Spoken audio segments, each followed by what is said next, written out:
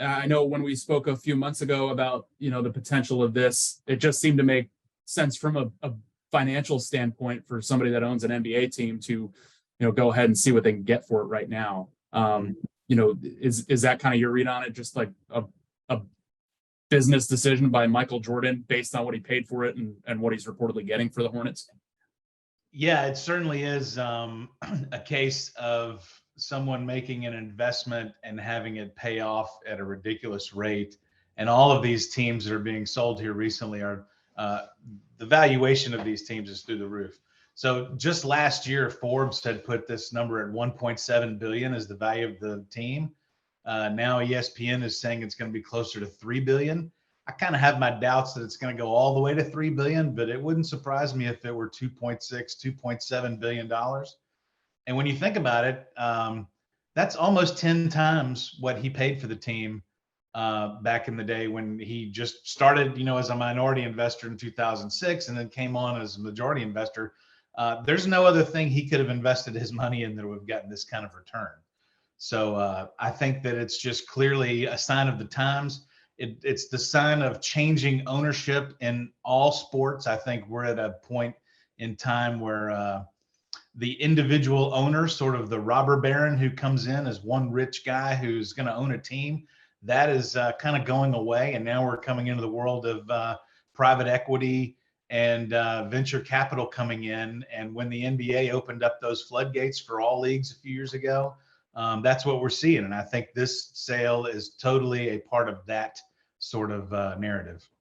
What do you make of the fact that Jordan will still have a quote unquote presence with the team? He's obviously retaining some stake in the team, and he's going to run day to day through a pretty significant basketball operations time here this next week. The NBA, if they had their druthers, would probably prefer he stay owner of the Hornets. He is the league's only Black majority owner. I think that weighs heavily on the league. I think when Commissioner Adam Silver was asked about this at the All-Star game, he was pretty,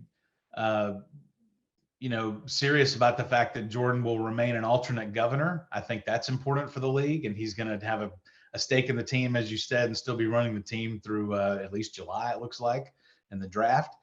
The league has always helped Michael Jordan in this scenario. Even when he bought the team, the number was 175 million, which seems kind of quaint looking back at it, but he only put up about $25 million in capital.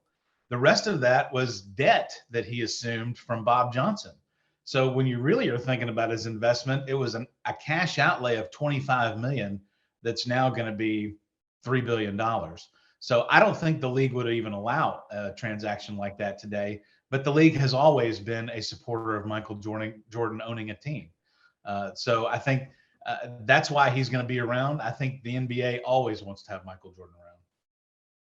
Fans are excited about new ownership, but we don't know much about these two guys from like how they would operate as NBA owners. They're obviously both involved in the NBA. I mean, is that part of the reason you think this just kind of like went so quickly? I mean, they've already kind of had their money in the NBA and they're been personally vetted and everything else.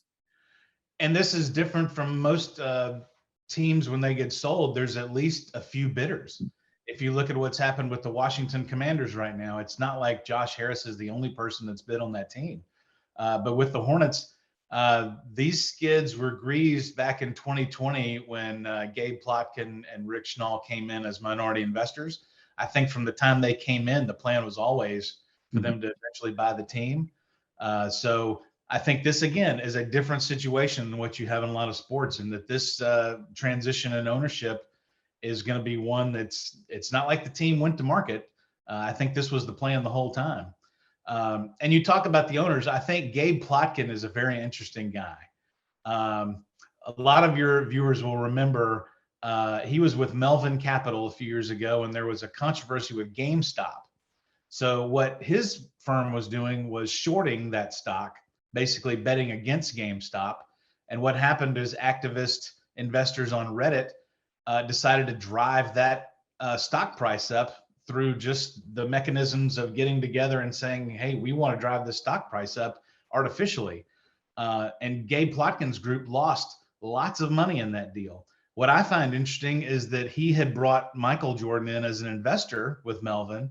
And there are some reports that Michael Jordan might have lost $500 million in that GameStop run, which is staggering to me. Not only is that a large chunk of money, but he's still partnering with Gabe Plotkin after losing $500 million. That says something, I think, about their personal relationship. Yeah, and that is interesting. I mean, and to be clear, I mean, Plotkin and Melvin, they didn't do anything illegal or unethical, right? I mean, it's an embarrassing loss. It's a significant loss. I think a lot of people are wondering, and that the whole Jordan thing's very interesting, but how you lose as much money as Gabe Plotkin did and can still be in a position to, buy this share of the team. That's a really great question. And I think that money, and especially we're coming out of that time of low interest rates where it was essentially free to borrow money for several years. We've come out of that time a little bit. So investment has kind of dried up a little. But yeah, I think that, when the NBA has allowed investors to come in and become what they call passive investment, that speaks to not only what Plotkin and Schnall are doing, but if you look at some of the other owners that are in that press release today, there's one, there are two others that Dan Sundheim and Ian Loring are also just private equity people. But the one that I would pay attention to is Dial Home Court Partners. Now that is an investment fund that has gone into sports as soon as they passed the rule that allows institutional capital to buy into teams. They have been one of the big players. So that group has stakes in the Phoenix Suns, the Kings, the Hawks, which I think is probably how they got to know some of this new ownership group, and now the Hornets. So I would draw a parallel into what's happening even with Live Golf and the PGA. You have private investment coming into these leagues and flooding those leagues with capital, but from their side, it's an investment. And so I think whatever money goes into the Hornets, and I have a feeling there will be a cash injection into the Hornets, and we'll see them spend a little more money here. But it's all just an investment. And 10 years from now, when these private equity funds decide to get out, you'll see that big rate of return again. And last question, you kind of alluded to it. It's kind of like the business within basketball. Michael Jordan, I don't think ever went into the luxury tax. He was criticized for not, spending capital on players on his team. I know fans are hopeful that will change, that there will be a more aggressive approach. I mean, is there any indication that will be the case without seeing these, two majority owners operate basketball teams before?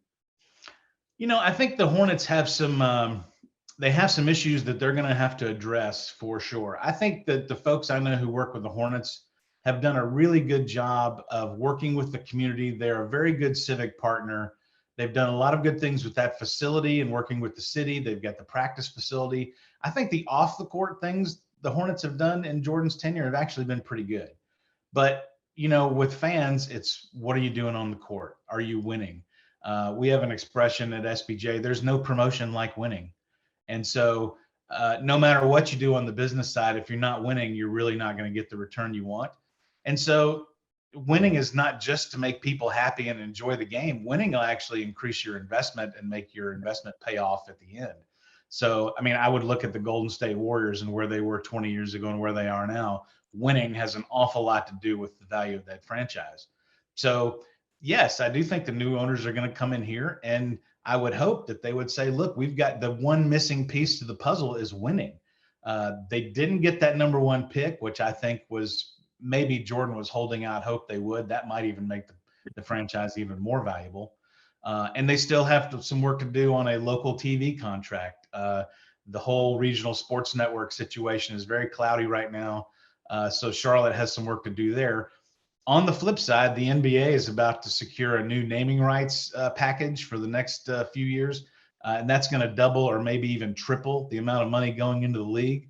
So there will be more money for new players. There's no question about it. The question just then is, are you going to be smart with that money?